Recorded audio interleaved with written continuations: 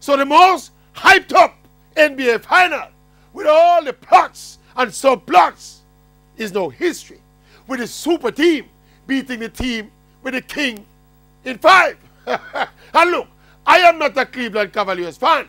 I was cheering for LeBron James because I think he's so good an all-round player that he deserves to win some more titles. Plus, personally, I don't like super teams and star-studded favorites. So I was carrying LeBron James and the underdogs, the Cavaliers.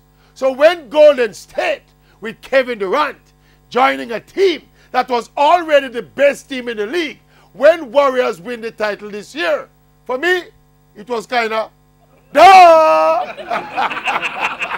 Now, having said all that, we still have a spot of understanding for Finals MVP Kevin Durant, who I think is now vindicated for making the unpopular move of leaving contending team OKC to join his powerful Western Conference rivals, the Warriors.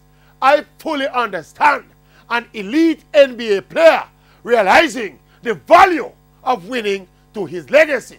The man decides, oh, him no one done him career like Charles Barkley and Patrick Ewing and Karl Malone them, where people are still debating about the true degree of their greatness.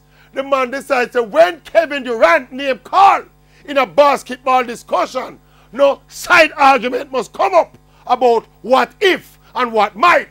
He must be referred to as Kevin Durant, NBA champion 2017 and counting.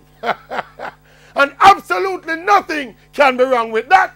I tell you already, and I'm going to say it again, the very essence, the fabric principle of sport is competing to win.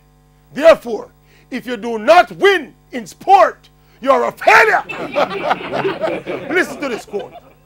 Playing well shows that you're good, but it is winning that makes you really and truly great. End quote. By the way, I was quoting the Maverick.